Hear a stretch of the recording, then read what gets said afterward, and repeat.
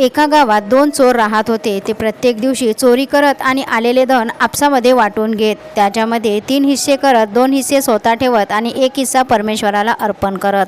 एक दिवस ते चोरी करण्यासाठी दुसऱ्या गावामध्ये गेले.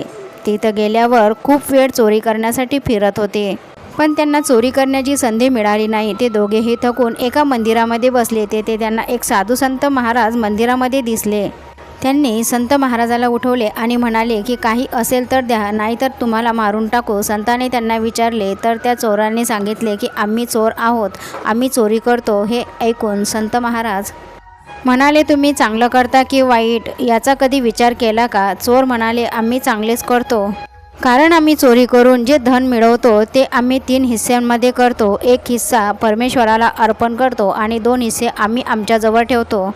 हे सगळे ऐकल्यावर संत महाराज त्यांच्याजवळील एक जिवंत कोंबडा काढतात आणि त्यांना देत म्हणाले, आज तुम्ही काहीही चोरी करू शकले नाहीत, त्यामुळे तुम्हाला हा कोंबडा देऊ शकतो. बाकी माझ्याकडे तुमच्यासाठी काहीच नाही. पण आता चोरांना प्रश्न पडला की आता याचे कसे 3 हिस्से करायचे? ते दोघेही चोर आश्चर्यचकित झाले. संतांनी त्यांना समजावून सांगितले की चोरी हा जगण्याचा पर्याय नाही.